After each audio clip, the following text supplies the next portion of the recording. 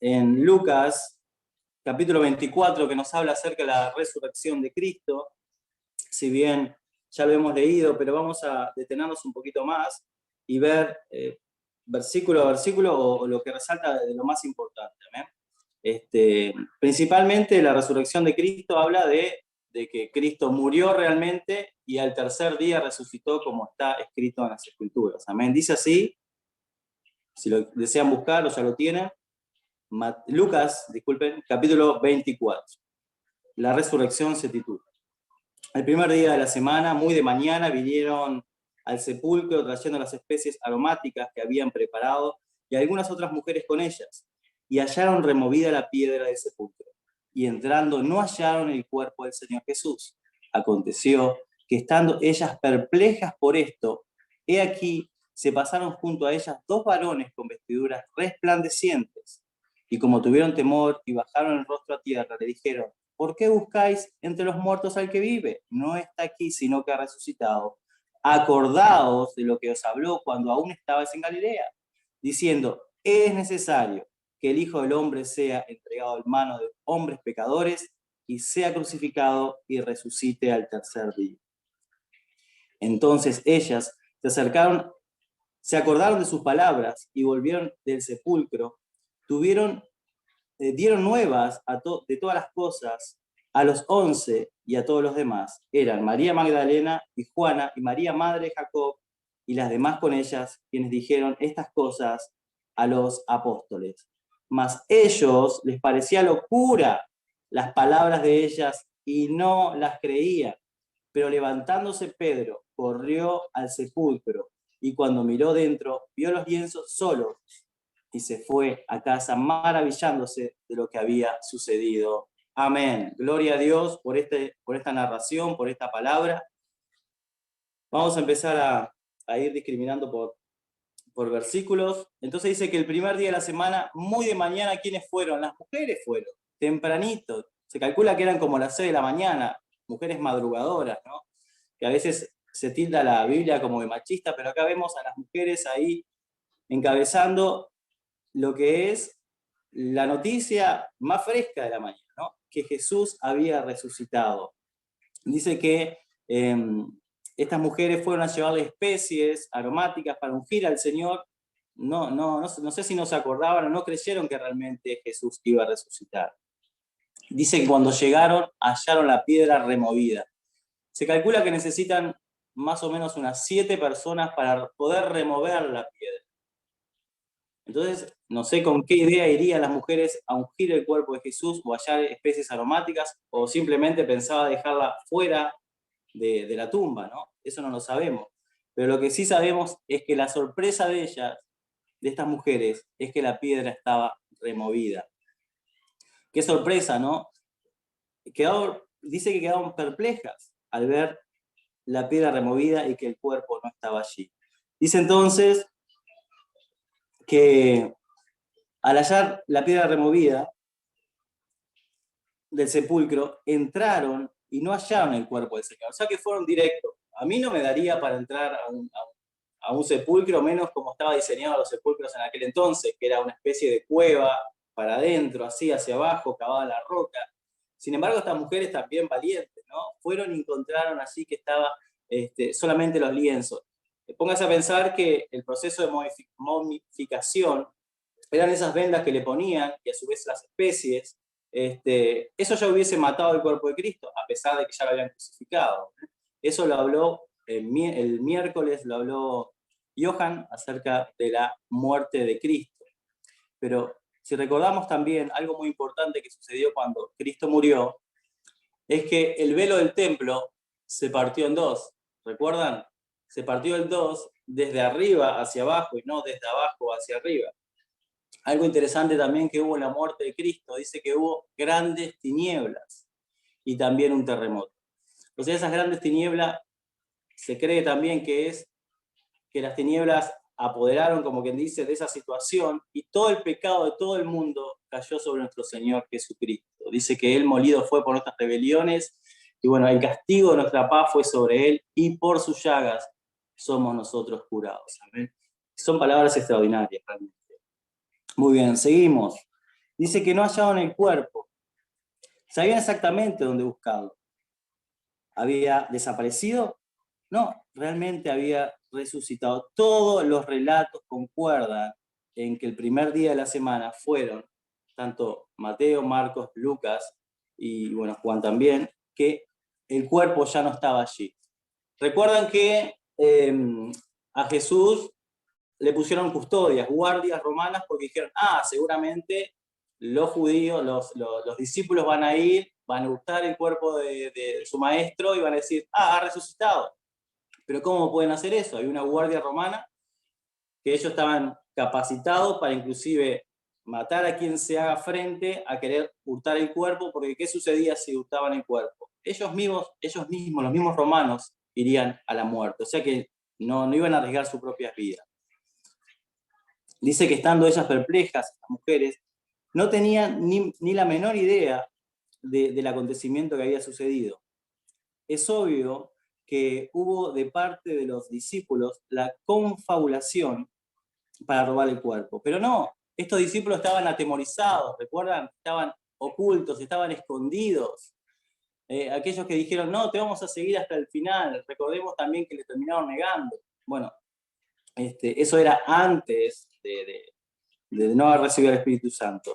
Pero después vamos a ver también brevemente la capacidad que Dios le da después que reciben el Espíritu Santo cuando Jesús asciende. Dice entonces que estos varones con vestiduras blancas, vieron que algunos pasajes dice un ángel, otros dicen varones con vestiduras blancas, otro lo presenta como que fuera uno solo. Bueno, aquí en Lucas lo presenta como que son dos varones de vestiduras blancas, y bueno, dice que son ángeles. Otros creen, por ejemplo, otros comentarios que he leído, creen que ¿recuerdan la transfiguración? Cuando Jesús le presenta a Elías, y se presenta Elías y Moisés, y bueno, Jesús transfigurado, creen que es esos dos varones, pero acá dice que es un ángel y lo menciona a dos. En otros pasajes paralelos lo muestra como uno solo.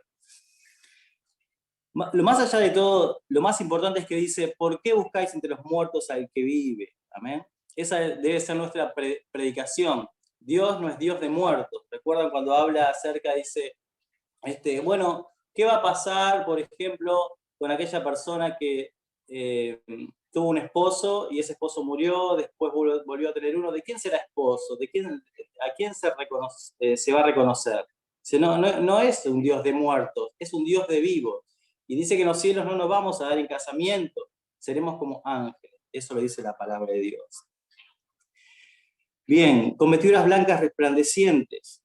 Significa como un relámpago, ¿sí? Fulgor como un relámpago. Por eso ellas agacharon su rostro y se inclinaron a tierra.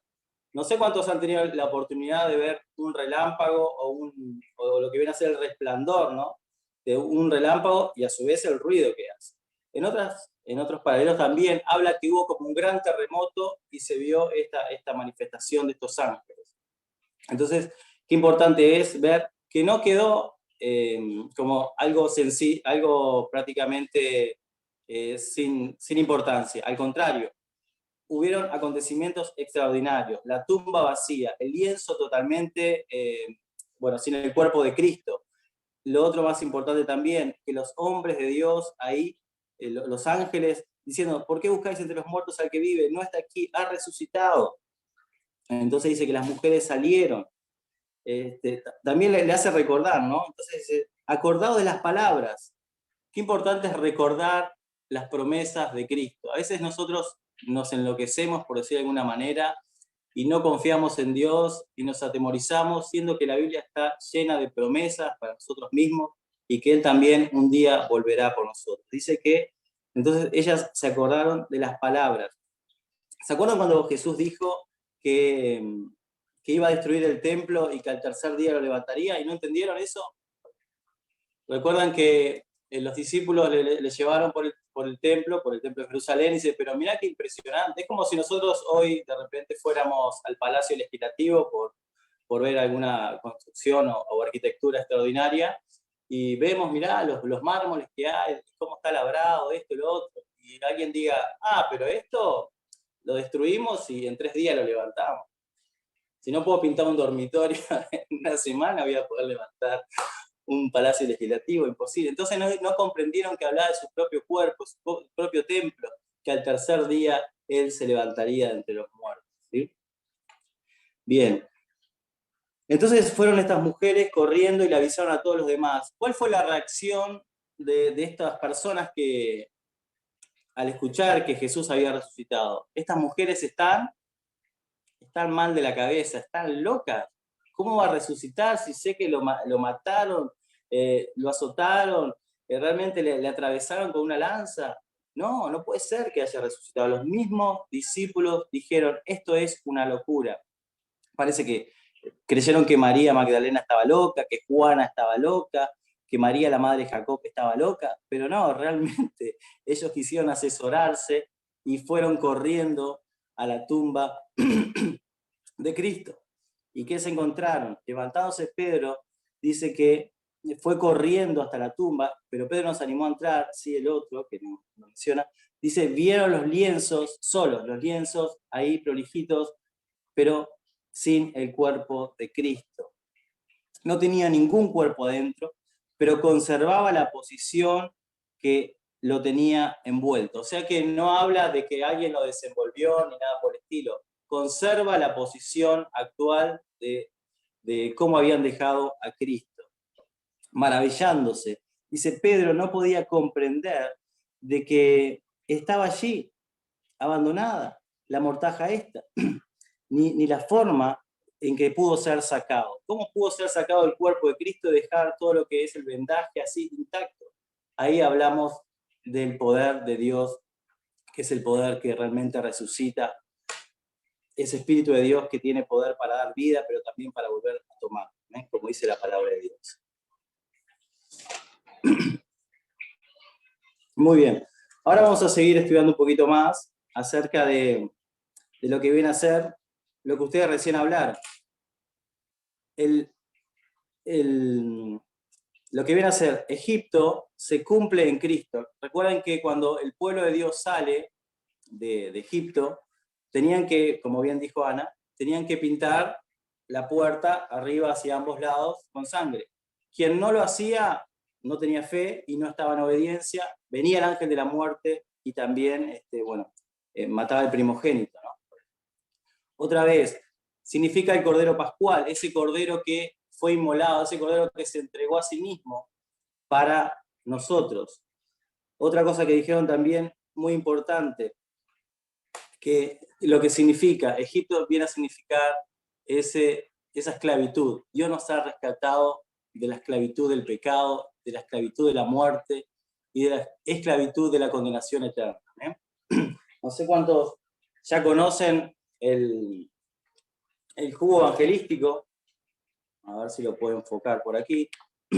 ¿Cuántos conocen este cubo evangelístico que es muy práctico para predicar la palabra de Dios? Bien, Marta, Julio, Johan. Bien, Mariela. Bien, entonces nos habla acerca de que nosotros ya cuando venimos a este mundo estamos separados de Dios. Al estar separados de Dios, por más que hagamos buenas obras, no vamos a poder adquirir la gracia de Dios, o sea, la salvación eterna. Entonces, al estar separado de Dios, yo no puedo salvarme a mí mismo, ni tampoco puedo hacer, digamos, como dicen algunas personas, yo soy bueno, no le hago mal a nadie. No, no alcanza. No alcanza solamente con reconocer que uno es bueno y no hacer mal a nadie. Algunas personas me decían que la religión o la creencia de cada uno es de puertas para adentro. ¿Creen eso ustedes? ¿Que lo que yo sé o la palabra de Dios que tengo en mi corazón es de puertas para adentro? No, estamos de acuerdo que en su gran mayoría no es de puertas para adentro. ¿Qué fue el mandato que dijo Jesús? Ir y hacer discípulos, amén. Ir y hacer discípulos. Dice, ¿cómo creerán? Dice en Romanos capítulo 10, versículo 14 al 17, si no hay quien les predique. ¿Cómo oirán si no hay quienes le hablen? Hermosos son los pies de los que anuncian la paz, de los que anuncian las buenas nuevas. Prediquemos más la palabra de Cristo, sea como en esta oportunidad que hemos tenido de hacer una pequeña encuesta, o sea porque somos testimonio vivo, pero hablemos más porque muchas personas, lo pude investigar en todo esto, es que no tienen idea. Algunos creen en la reencarnación, otros creen, por ejemplo, en que la vida termina acá, o sea, vivimos y morimos y ahí termina.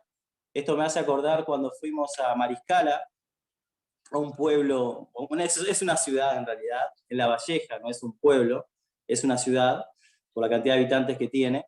Y dice este hombre cuando salimos a evangelizar: no, mi hijo, usted me habla de la vida eterna y nosotros somos como una carniza, la matan ahí y ahí quedó, o sea, como una vaca, ¿no? Que la matan ahí y ahí quedó, que después sirve para comer, nada más. Entonces, este hombre no creía que había vida después de la muerte, como la gran mayoría de las personas no cree que hay vida después de la muerte. Entonces, ¿para qué vivir una vida que agrada a Dios si no vamos a resucitar ni nada por el estilo, ¿no? Sin embargo, la palabra de Dios dice que sí vamos a resucitar. Si vamos al texto clave nuestro, que es, si no hay resurrección, entonces nuestra predicación es vana. Dice así en 1 Corintios capítulo 15, versículo 20, dice: más ahora, Cristo ha resucitado de los muertos, primicia de los que durmieron. Es primero que Cristo ha muerto y ha resucitado, ¿amén? Primicia de los que durmieron. Pero si no hay resurrección de muertos, tampoco Cristo resucitó, ¿amén? Este es nuestro mensaje más importante, que Cristo realmente resucitó entre los muertos, ya no está más en una cruz, ya no está más en la tumba, tenemos la cruz vacía, está a la diestra de Dios Padre intercediendo por nosotros. Entonces, como estamos separados de Dios, entró el pecado, entró la muerte, no tenemos acceso a la entrada de los cielos. ¿Qué ha hecho Dios? Ha enviado a su Hijo Jesús a morir por nosotros. Entonces, el justo por los injustos para llevarnos al Padre. ¿Amén? Entonces, Cristo pagó el precio de mi pecado.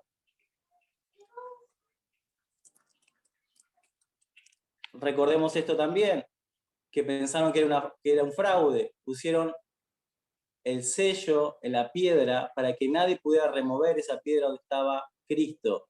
Y pusieron soldados romanos. Pero a los soldados romanos inclusive los sobornaron para decir: ustedes no digan nada de esta resurrección, nosotros nos vamos a arreglar con sus superiores, pero ustedes, aquí está el dinero, no vieron nada, ustedes digan que robaron el cuerpo de Cristo. Ahí está el fraude, eso es un fraude.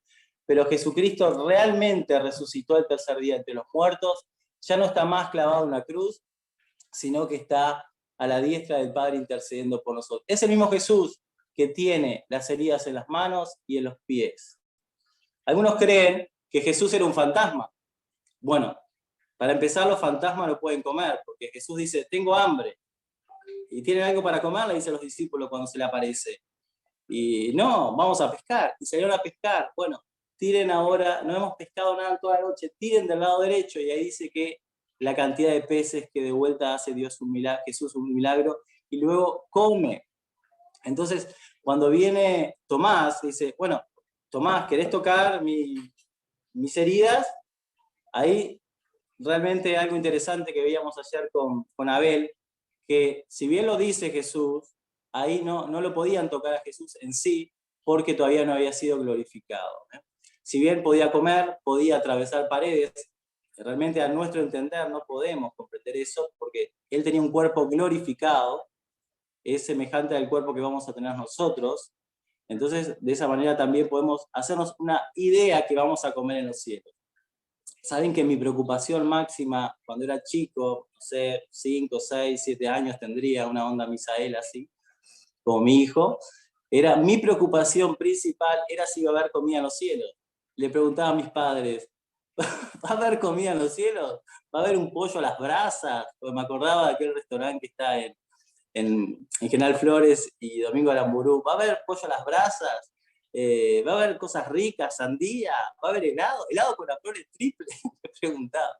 Entonces, mi preocupación máxima: está bien, quiero ir al cielo con Cristo, pero ¿va a haber comida? Entonces sí, está claro que vamos a comer, porque Jesús comió aquí también, ¿no? Entonces, es el mismo Jesús, no es un fantasma, no es un espíritu espectro, tampoco es lo que se llama la teoría del corazón. La teoría del corazón era tanto el deseo de los discípulos de ver a su maestro Jesús, que se lo imaginaban, pero no era una ilusión. Si leemos también el capítulo 15 de lo que es Corintio, nos narra a cuántas personas se le apareció, más de 500, a los 12, en un lado, en otro.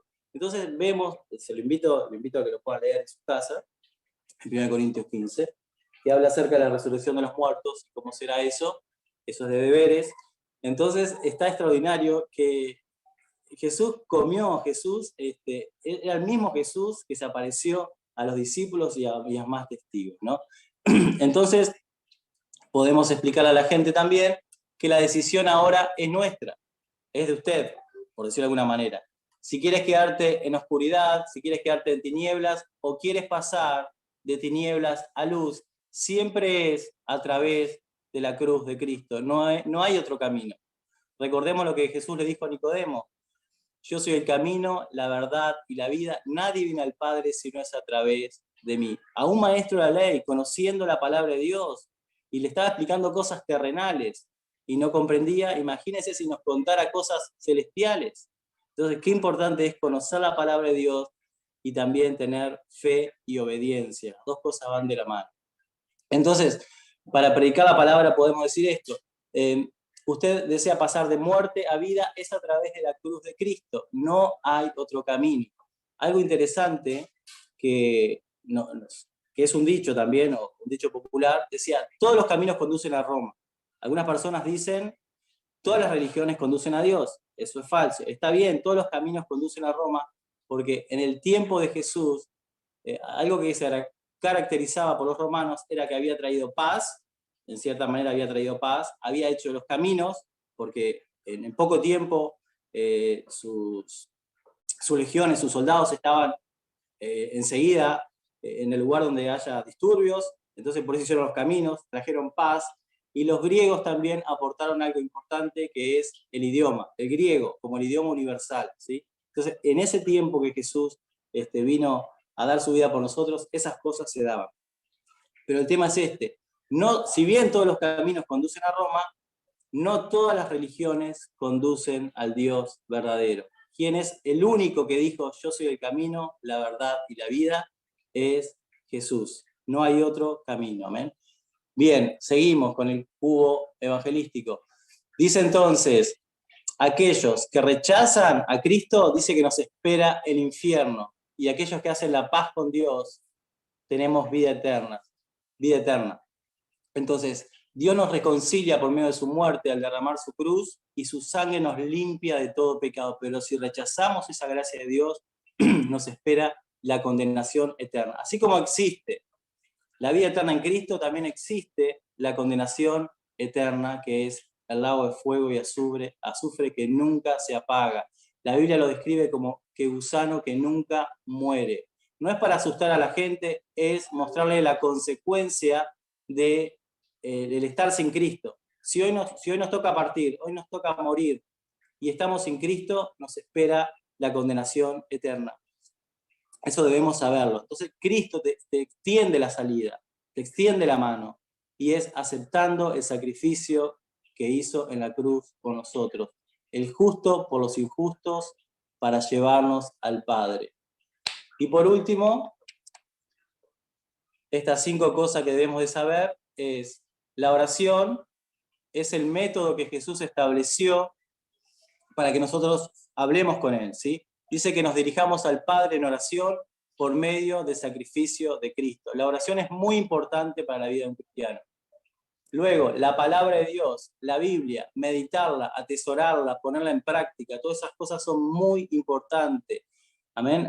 Enriquecernos con la palabra de Dios. Dice que, bueno, es un texto preferido mío: bienaventurado el varón que no anduvo en consejo de malo, ni en silla de escarnecedores se ha sentado, sino que en la ley de Jehová está su delicia, y en su ley medita de día y de noche. Será como árbol plantado junto a corrientes de agua, que da su fruto a su tiempo y su hoja no cae, y todo lo que hace prosperará. Amén. Cuando tenemos atesorada la palabra de Dios, realmente meditamos en su palabra, en su ley, y la ponemos en práctica, somos totalmente diferentes, porque somos cartas abiertas, y ahí las personas nos ven y están leyendo lo que realmente predicamos, que sea más lo que, en el sentido de nuestro testimonio, y no tanto lo que hablamos, sino lo que hacemos. ¿Amén? Otra cosa muy importante, aquí abajo, se ve el estrecho de una mano, significa la hermandad, o sea, usted aceptó a Cristo, yo acepté a Cristo, somos hijos de Dios. Eso es muy importante. No importa quizás un templo, sino que lo que importa es el templo nuestro, o sea, que somos realmente hijos de Dios. Entonces, estamos todos unidos con un solo propósito, y aquí lo agrega, esto es el mundo y la cruz de Cristo. Esta palabra que conocemos nos dijo Jesús antes de ascender al cielo: ir por todo el mundo y predicar el evangelio a toda criatura. ¿Amén? Es nuestro deber. Es cosa que anhelan los ángeles ver, pero Dios nos ha dado el privilegio de que lo hagamos nosotros. Ir y predicar su palabra. Amén. Entonces, obvio que a veces nos da cierto, no sé si miedo, decirlo de alguna manera, pero como que ese rompehielo, ¿no? Para llegar a la persona y hablarle de Cristo. Porque no es lo mismo, pensemos esto, no es lo mismo que venga un doctor vestido con su túnica blanca y te diga, mirá, tenés que hacerte un examen, bueno, porque hemos visto algunos resultados que no están dando correctamente, y bueno, es el médico, pero si una persona X, una persona cualquiera, me dice, hey, tenés que entregar tu corazón a Cristo porque te vas a ir al infierno, ¿y quién es? Entonces lo que tenemos que hacer es crear vínculos previos para luego sí predicar su palabra. Algunos lo hacen a través del fútbol, algunos lo hacen a través de amistades en el liceo, colegio, estudios, universidades, algunos lo hacen a través de en su lugar de trabajo, pero lo importante es crear esos vínculos de confianza para llevar el mensaje de salvación. Y por último aquí, el corazoncito es el primer y segundo gran mandamiento que Dios nos ha enviado, nos ha dicho. Vamos a desmutearnos y vamos a decir todos juntos, amén. Amarás al Señor tu Dios. Amarás al Señor tu Dios. Vamos. Amarás al Señor tu Dios con todo tu corazón, con toda tu alma, con toda tu mente, con todas tus fuerzas, y a tu prójimo como a ti mismo. Amén. Oramos. Amén. Bendito Dios y Padre Celestial, te damos gracias por tu palabra, que es fiel y es verdadera. Hoy recordamos, oh Dios, tu muerte, tu resurrección, pero por sobre todas las cosas, porque tú has resucitado entre los muertos. Y gracias te damos realmente, Dios, porque tú nos has dado una nueva vida. Gracias te damos, Señor, por esa vida, Dios Santo, que hemos recibido a través de Jesucristo, tu Hijo amado. Gracias te damos en el nombre de Jesucristo, porque tú no te quedaste clavado en esa cruz, Señor. Gracias te damos porque venciste, Dios mío, a tu enemigo principal, Dios Santo, y sabemos en el nombre de Jesucristo, Dios mío, que un día también resucitaremos nosotros para vida eterna, Dios Santo. Ayúdanos a estar con nuestras vestiduras limpias, sin manchas, sin arrugas, prontos para tu venida, porque así lo dice tu palabra, el día y la hora nadie lo sabe, por eso debemos estar preparados, oh Dios. Gracias te damos por tu palabra, Dios. Sigue trabajando a través de ella, Dios mío, por medio de tu Espíritu Santo, y ayúdanos a predicar tu palabra, Dios, a instar a tiempo y afuera de tiempo. Cada oportunidad que tengamos, Señor, que la podamos aprovechar al máximo. Quédate con nosotros, en el nombre de Jesús. Amén.